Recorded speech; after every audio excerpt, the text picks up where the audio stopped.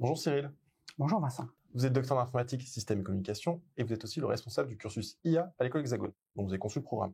Pouvez-vous nous dire pourquoi vous avez ouvert ce programme? Alors, ce qu'il faut savoir, c'est qu'il y a une forte demande au niveau des entreprises en intelligence artificielle. L'intelligence artificielle se développe de plus en plus, donc il faut de plus en plus de formés et donc de jeunes à cette technologie-là. Donc c'est la raison pour laquelle on a ouvert ce cursus, c'est que nos étudiants puissent acquérir des compétences rapides au service des entreprises et pour les entreprises. En combien de temps se déroule cette formation? La formation, c'est un master, donc master 1, master 2, donc c'est 2 ans. Première année de master 1, on va proposer comme programme donc des mathématiques, du big data, des conceptions d'ingénieurs et du machine learning. Donc les étudiants auront la possibilité aussi de faire des agents guidés, autonomes et de l'impression 3D et de la robotique. Deuxième année, l'objectif, c'est de voir un peu dans son panel général le deep learning. Et au niveau du deep learning, c'est de l'apprentissage qu'on va faire au niveau de l'animation 2D, 3D, la réalité augmentée, la réalité virtuelle, mais aussi sur du traitement du langage, sur de la computer vision. Quels sont les objectifs de la formation? Les objectifs, c'est de pouvoir offrir déjà aux entreprises des étudiants formés sur ces domaines-là. Les entreprises ont de plus en plus de postes à pourvoir. On entend que l'intelligence artificielle aujourd'hui, de partout, qu'elle soit dans les médias, qu'elle soit même au travers de différentes informations, on a besoin de former des ingénieurs. Et donc du coup, l'entreprise a des offres et donc aura l'opportunité d'avoir de nouveaux formés sur ces offres-là. Alors, avant de parler des débouchés, est-ce qu'on revient un petit peu sur la pratique? De ce que j'ai compris, c'est quand même une partie importante du cursus. Bien sûr, quand une entreprise a besoin d'avoir un collaborateur, qu'il soit junior ou senior, il faut qu'il puisse montrer ce qu'il est capable de faire.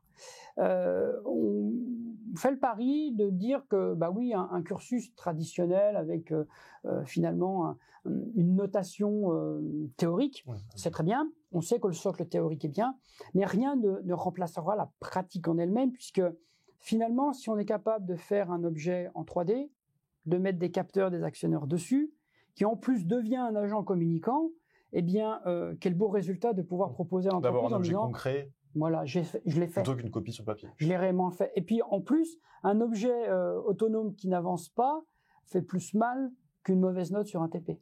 Revenons au débouché. Vous avez parlé des entreprises. Finalement, une fois la formation terminée, quelle est la suite pour les diplômés, justement? Notre formation propose de l'alternance.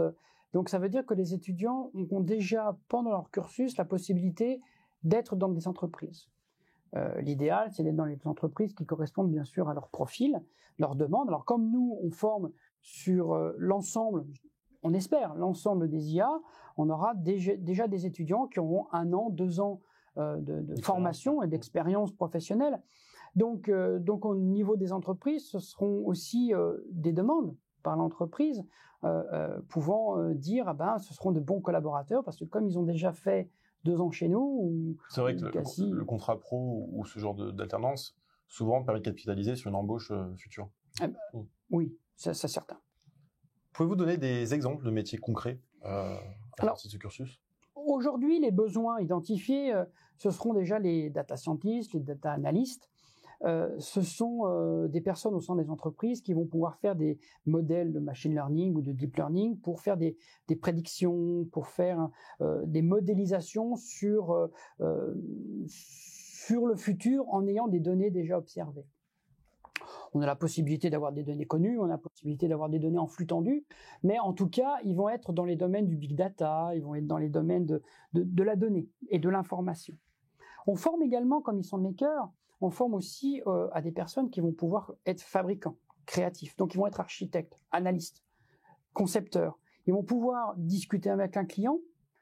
C'est l'avantage aussi de la formation. On va aussi leur proposer d'avoir des cours de communication pour pouvoir échanger avec ce client, avoir ce langage client-concepteur, faire de la fabrication pour pouvoir ensuite proposer un modèle fini. Donc, ça veut dire qu'ils vont aussi être dans toute la partie machine learning ou deep learning des concepteurs, des créateurs. Tout un programme. Merci Cyril. Merci Vincent.